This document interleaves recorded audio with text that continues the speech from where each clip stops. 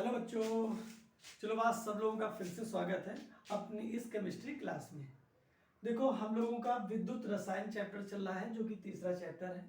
और इस चैप्टर में हमने पिछली क्लास में पढ़ा था सेल के बारे में कि सेल क्या होता है, सेल कितने प्रकार के होते हैं, विद्युत अपघटनीय सेल क्या होता है, विद्युत रासायनिक सेल क्या होता है, विद्युत रासायनिक सेल को हम गैल्वेनिक सेल या वोल्टेज सेल भी कहते हैं। इसका एग्जाम्पल होता है डेनियल सेल। तो इस डेनियल सेल के बारे में भी हम लोगों ने डिटेल से पढ़ा था।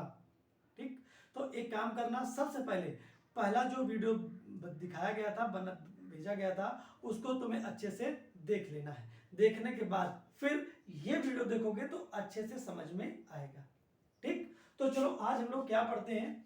आज हम तीन चीजें पढ़ेंगे। एक तो इलेक्ट्रोड विभव जिसको हम ई से प्रकट करते हैं, दूसरा मानक इलेक्ट्रोड विभव जिसको हम ई नाट से प्रकट करते हैं, और तीसरी चीज हमको पढ़नी है ई और ई नाट में संबंध, यानी कि इलेक्ट्रोड विभव और मानक इलेक्ट्रोड विभव में संबंध। ये तीन चीजें हमको आज पढ़नी है। तो चलो स्टार्ट करते हैं। सबसे पहली चीज इलेक्ट्रोड विभव। अगर तुमसे कोई पूछे कि भैया ये बताओ कि ये इलेक्ट्रोड विभव क्या है जिसको हम ई से प्रकट करते हैं, तो क्या बताओगे। तो इसको जानने से पहले हम दो चीजें समझ लेते हैं। एक तो ये कि देखो, एक ये हमने इलेक्ट्रोड बनाया, एक और इलेक्ट्रोड बना लिया। इस इलेक्ट्रोड कैसे बनता है, जब किसी धातु की छड़ को उसी धातु के लवण के विलयन में डुबोते हैं तो ये जो तंत्र बनकर तैयार होता है, जो निकाय बनकर तैयार होता है, इसको हम बोलते हैं इलेक्ट्रोड। ठीक, एक और इलेक्ट्रोड बना लेते हैं, दो बना लेते हैं। एक हमने और इलेक्ट्रोड बना लिया, इसको भी इसी के लवण के विलयन में डुबो दिया। तो हम दो अलग अलग प्रकार के इलेक्ट्रोड लेते हैं। मतलब देखो, आवर्त सारणी में जो धातुएं दी गई हैं उन धातुओं की दो प्रकार की प्रकृति देखने को मिलती है। एक ये कि कुछ धातुओं के इलेक्ट्रोड विभव धनात्मक होते हैं और कुछ धातुओं के इलेक्ट्रोड विभव ऋणात्मक होते हैं। किनके धनात्मक होते हैं, किनके ऋणात्मक होते हैं, वो जब हम विद्युत रासायनिक श्रेणी पढ़ेंगे तो सब अच्छे से तैयार हो जाएंगे। अभी हम याद करके ऐसे लिख लेते हैं कि एक मान लेते हैं ये धातु है जिंक, हम जिंक धातु ले लेते हैं, और एक ले लेते हैं हम कॉपर धातु, जिंक धातु की छड़, और यहां पर लेते हैं कॉपर धातु की छड़। ठीक, एक हम जिंक धातु की छड़ ले लेते हैं, एक कॉपर धातु की छड़ ले लेते हैं। हमें पता है कि जिंक धातु का जो मानक इलेक्ट्रोड विभव होता है वो ऋणात्मक होता है, और कॉपर धातु का जो मानक इलेक्ट्रोड विभव होता है वो धनात्मक होता है। ये हमको पहले से पता है, ये धनात्मक वाला है और ये ऋणात्मक वाला है। तो अब देखो, अब इलेक्ट्रोड में आते हैं। जिंक धातु की छड़ को हम डुबोएंगे किसमें, जिंक के ही लवण के विलयन में। तो चलो हमने डुबो दिया इसको जिंक सल्फेट में का विलयन, और कॉपर धातु की छड़ को डुबो दिया किसमें, कॉपर सल्फेट का विलयन, इसमें डुबो दिया। अब इन विलयनों की प्रकृति तो हमको पता ही है कि जो ZnSO4 होता है, इसको जैसे ही हम जल में घोलते हैं, इसका विलयन बनाते हैं, तो Zn डबल प्लस अलग हो जाएगा और ये SO4 अलग हो जाएगा। ठीक, ऐसे यहाँ पे भी होगा। जैसे ही कॉपर सल्फेट को हम जल में घोलेंगे तो होगा क्या, कॉपर आयन अलग हो जाएगा और यह SO4 डबल माइनस आयन अलग हो जाएगा। आया समझ में। हम एक काम करते हैं, जो धनायन है इसको हम ऐसे प्रकट कर लेते हैं, ऋणायन को ऐसे प्रकट कर लेते हैं। तो इस विलयन में क्या होगा, खूब सारे धनायन ऋणायन, ऐसे तो होगा, ऐसे धनायन और ऋणायन के रूप में ये जिंक सल्फेट पूरे विलयन में टूटकर बिखर जाएगा। ऐसा होगा कि नहीं होगा। अब जिंक धातु की छड़ को जब हम इसमें डुबोएंगे तो एक घटना घटेगी। पूछो क्या घटना घटेगी। घटना ये घटेगी कि ये जो जिंक धातु है, ये जो जिंक धातु है, ये क्या करेगी, ये जिंक धातु की जो छड़ है, इसके जो कण हैं, वो क्या करेंगे, वो दो इलेक्ट्रॉन निकाल देंगे और धनायन में बदलेंगे, धनायन में बदल जाएंगे। तो अब करेंगे क्या, जब इसमें उपस्थित ये जिंक धातु का एक कण अपना इलेक्ट्रॉन निकाल के यहाँ पे छोड़ दिया और स्वयं धनायन के रूप में विलयन में चला गया। ठीक, तो होगा क्या, इलेक्ट्रॉनों की वजह से ये धातु कैसी हो जाएगी, ऋणावेशित,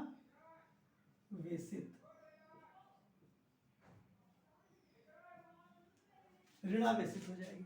ठीक, जब ये ऋणावेशित हो जाएगी तो जानते हो क्या होगा, कि इस विलयन में उपस्थित जो विपरीत आयन है, विपरीत आवेशित आयन, वो सब के सब इसी के चारों तरफ एकत्र हो जाएंगे। जितने भी धनायन है, जितने भी धनायन है, ये सब क्या करेंगे, ये सब वहां से आके यहाँ पे इसके चारों तरफ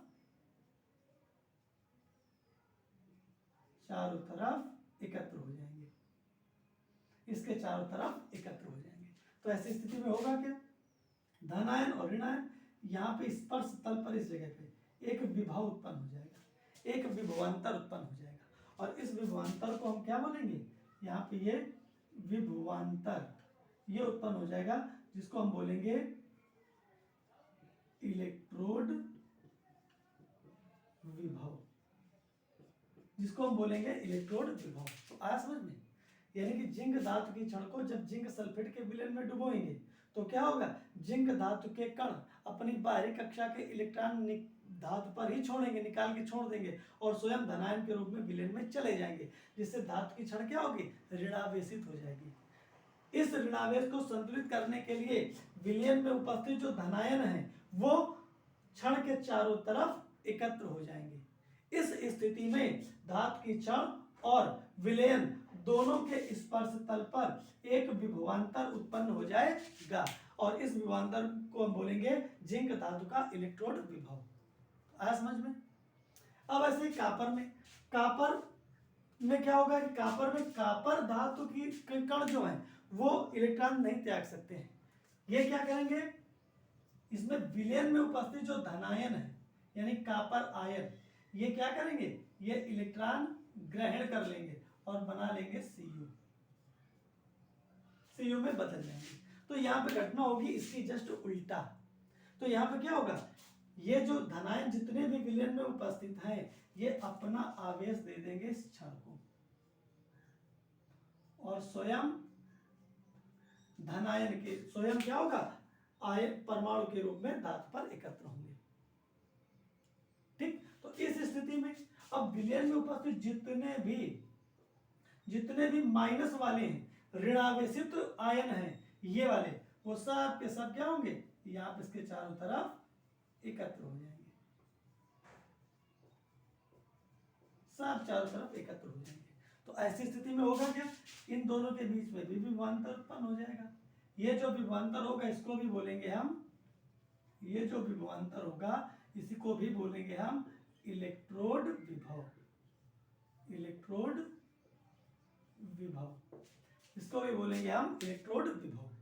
ठीक, यानी कि जब कापर धातु की छड़ को कापर सल्फेट के विलयन में डुबोते हैं तो कापर धातु की छड़ तो जब कापर धातु की छड़ को कापर सल्फेट के विलयन में डुबोते हैं तो कापर सल्फेट के विलयन में उपस्थित कापर आयन क्या करते हैं, अपना धनावेश छड़ को दे देते हैं और वहां पे एकत्र हो जाते हैं, जिससे धातु धनावेशित हो जाती है। और इस धनावेश को संतुलित करने के लिए विलयन में उपस्थित जो विपरीत आवेशित आयन है वो क्षण के चारों तरफ एकत्र हो जाते हैं। ऐसी स्थिति में धातु और विलयन के स्पर्श तल पर जो विभवांतर उत्पन्न होता है इस विभवांतर को कहते हैं इलेक्ट्रोड विभव। किसका, कापर का इलेक्ट्रोड विभव। आई दोनों बात समझ में। तो ये दोनों कापर और जिंक धातु की छड़ में देखो ये इलेक्ट्रोड विभव उत्पन्न हुए। अब देखो इसी की हम परिभाषा लिखेंगे। जैसे कोई पूछे कि इलेक्ट्रोड विभव क्या होता है तो तुम कहोगे कि जब किसी धातु की छड़ को उसी धातु के लवण के विलयन में डुबोते हैं तो धातु की छड़ या तो धनावेशित हो जाती है और या तो ऋणावेशित। ऐसी स्थिति में धातु और विलयन दोनों के स्पर्श तल पर जो विभवांतर उत्पन्न होता है उसको क्या कहते हैं, उसको कहते हैं उस धातु का इलेक्ट्रोड विभव। ठीक, इसको ई से प्रकट करते हैं। एग्जाम्पल में ये लिखेंगे कि जब जिंक धातु की छड़ को जिंक सल्फेट के विलयन में डुबोते हैं तो जिंक धातु की छड़ विलयन के सापेक्ष ऋणावेशित हो जाती है। इस स्थिति में धातु और विलयन दोनों के स्पर्श तल पर जो विभवांतर उत्पन्न होता है उसको हम कहते हैं जिंक धातु का इलेक्ट्रोड विभव। कोई दिक्कत? फिर इसके बाद में दूसरा एग्जाम्पल भी लिख सकते हैं, इसको भी एग्जाम्पल के तौर पे लिख सकते हैं कि जब कॉपर धातु की छड़ को कॉपर सल्फेट के विलयन में डुबोते हैं तो कॉपर धातु की छड़ विलयन के सापेक्ष धनावेशित हो जाती है। ऐसी स्थिति में धातु और विलयन दोनों के स्पर्श तल पर जो विभवांतर उत्पन्न होता है उसको कहते हैं कॉपर धातु का इलेक्ट्रोड विभव। तो कितना आसान है। तो ये चीज समझ में आ गई, हम परिभाषा भी लिख देंगे और दोनों के एग्जाम्पल भी यहाँ पे नोट कर सकते हैं। अब इसके बाद में अब हम जानते हैं मानक इलेक्ट्रोड विभव के बारे में, यानी कि दूसरी परिभाषा हमें क्या पढ़नी है, मानक इलेक्ट्रोड विभव, जिसको हम ई नॉट से प्रकट करेंगे, मतलब प्रकट करते हैं। तो अब मानक इलेक्ट्रोड विभव क्या होता है। देखो इलेक्ट्रोड विभव और मानक इलेक्ट्रोड विभव बिल्कुल सेम होता है, सेम परिभाषा, सेम एग्जांपल, सब कुछ सेम, बस थोड़ा सा अंतर है। क्या अंतर है कि यहाँ पे क्या था कि हमने जिंक धातु की छड़ को जिंक सल्फेट के विलयन में डुबो दिया तो विभवांतर उत्पन्न हुआ, इसको इलेक्ट्रोड विभव बोला। लेकिन अब यहाँ पे ऐसा नहीं करेंगे, यहाँ पे हम वातावरण का जो टेम्परेचर है वो रखेंगे 25 डिग्री सेंटीग्रेड, 25 डिग्री सेंटीग्रेड पर ये घटना करवाएंगे। दूसरी चीज, ये जो विलयन है इसकी सांद्रता भी हम लोग निश्चित रखेंगे। किसकी सांद्रता क्या होगी, इसकी सांद्रता होगी 1 मोल प्रति लीटर, या हम कह सकते हैं इसको मोलर विलयन, बस बाकी सेम टू सेम।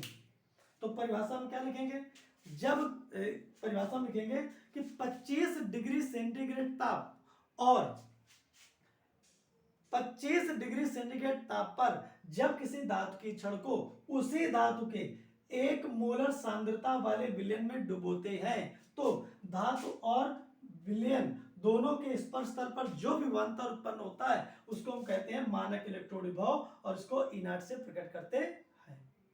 ठीक, एग्जांपल के तौर पे पहला एग्जांपल वही 25 डिग्री सेंटीग्रेड ताप पर जब जिंक धातु की छड़ को 1 मोलर सांद्रता वाले जिंक सल्फेट के विलयन में डुबोते हैं तो धातु और विलयन दोनों के स्पर्श तल पर जो विभवांतर उत्पन्न होता है उसको हम कहते हैं जिंक धातु का मानक इलेक्ट्रोड विभव। इसको हम मानक अपचयन विभव भी बोलते हैं, इसको हम मानक अपचयन विभव भी कहते हैं। दूसरा एग्जांपल ले सकते हैं, एग्जाम्पल नंबर 2 बिल्कुल वैसा ही 25 डिग्री सेंटीग्रेड ताप पर जब कॉपर धातु की छड़ को 1 मोलर सांद्रता वाले कॉपर सल्फेट के विलयन में डुबोते हैं तो धातु की छड़ और विलयन दोनों के स्पर्श तल पर जो विभवांतर उत्पन्न होता है उसको हम कहते हैं मानक अपचयन विभव या मानक इलेक्ट्रोड विभव, किसका, कॉपर का। तो कोई दिक्कत यहाँ पे आया समझ में। तो इन दोनों के चित्र भी बना लोगे, एग्जाम्पल लिखो उसका चित्र बनाओ, एग्जाम्पल लिखो उसका चित्र बनाओ। ठीक, तो ये दोनों चीजें अच्छे से तैयार हो जाएंगी। तो चलो अब तीसरी चीज हम लोग देखते हैं। अब तीसरी चीज क्या है, तीसरी चीज है हमारे पास ई और ई नॉट में संबंध, ई और ई नॉट में संबंध। ये नष्ट नहीं दिया था, ये संबंध वैज्ञानिक नष्ट ने दिया था। अब नष्ट का जब समीकरण हम ड्राइव करेंगे, निगमित करेंगे, तब हम डिटेल से वहां पे समझेंगे। अभी हमें केवल इस समीकरण को यहाँ पे याद कर लेना है। अगर एग्जाम में आ जाए कि नष्ट का समीकरण लिखो तो ये समीकरण लिख दोगे, जो उसमें प्रतीक है उनके बारे में लिख दोगे, या कहते हैं कि ई और ई नॉट में एक संबंध लिखिए तो केवल ये समीकरण लिख देना है बस। ठीक, तो चलो यहाँ पे हम कुछ ऐसा लिखते हैं, मान लेते हैं, माना एक सेल अभिक्रिया निम्न प्रकार है। क्या है भाई, मान लेते हैं एक धातु है जिसने इलेक्ट्रॉन क्या किए हैं, ग्रहण कर लिए हैं और ग्रहण करने के बाद यम में बदल गए हैं। बिल्कुल सेम टू सेम, ये सेम टू सेम। यहाँ पे पता नहीं कितने इलेक्ट्रॉन है तो हमने यन लिख दिया है, यहाँ पे पता नहीं कितना आवेश होगा तो यह लिख दिया है बस। धातु कोई भी हो सकती है, कॉपर के अलावा कोई भी धातु हो सकती है, ये ऐसा लिख दिया है। या हम ऐसा भी लिख सकते हैं। तो चलो हम इसके लिए पहले करते हैं। इस प्रकार है, ठीक है। अतः नष्ट के अनुसार, इस अपक्रय के नष्ट में क्या समीकरण दिया था? इन्होंने दिया था E is equal to E naught minus 2.303 RT upon NF, और यहाँ पे लॉग बेस पे आ गया 10, और यहाँ पे हम ऐसे लिख सकते हैं कि Q। अब ये Q का मतलब है, जैसे हमने KC पढ़ा है साम्य अवस्था वाले चैप्टर में फर्स्ट ईयर में, KC बराबर, इसके लिए KC बराबर सब क्रिया के लिए क्या आ सकता है? इसके लिए आएगा m बटे एक्टिव मास ऑफ m बटे m की पावर प्लस n। KC का मान ये तो आएगा इस सब क्रिया के लिए, क्यों आएगा ना? लेकिन ये क्या है? ये ठोस है, और ठोस के लिए लिखते हैं 1, तो KC बराबर 1/m ऐसा होगा। तो हम Q की जगह पे क्या लिख सकते हैं? 1/m प्लस n, पावर में है m प्लस n, ठीक। तो ये समीकरण है, तो इसको हमें याद रखना है। इसको कई रूपों में लिख सकते हो, तो जब हम समीकरण प्रूफ करेंगे तो वहां पे कई रूपों में लिखा होगा, जिस रूप को चाहो नष्ट के समीकरण के रूप में लिख सकते हो, ठीक।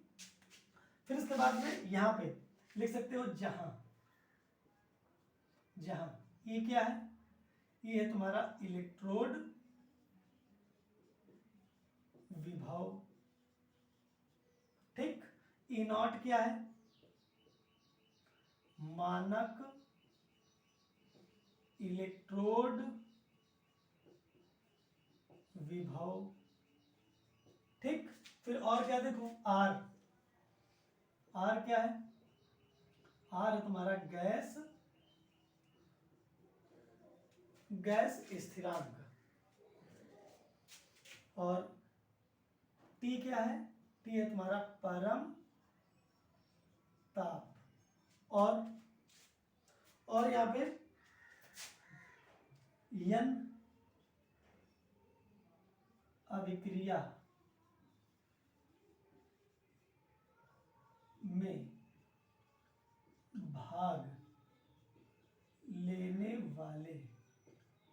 भाग लेने वाले इलेक्ट्रॉनों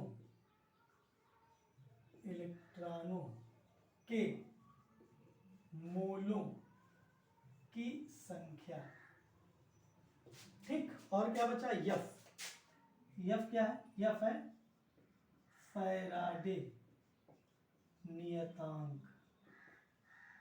ठीक। और क्या बचा? m प्लस n, यानी कि धनायनों की मोलर सांद्रता, इतनी चीज है। तो ये सब के प्रतीक यहां पे हम लोगों ने लिख दिए, ठीक। तो कोई दिक्कत?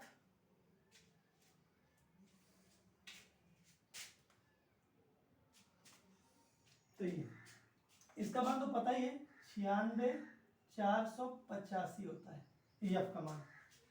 सी मोल इनवर्स, तो ये भी लिख देते हैं, मात्रा भी लिखते हैं, सी मोल इनवर्स। ये होता है तुम्हारा फैराडे नियतांक का मान, और आर का मान पता ही है 0.831। आर का मान कहाँ है? आर का मान होता है 0.831, ठीक। जूल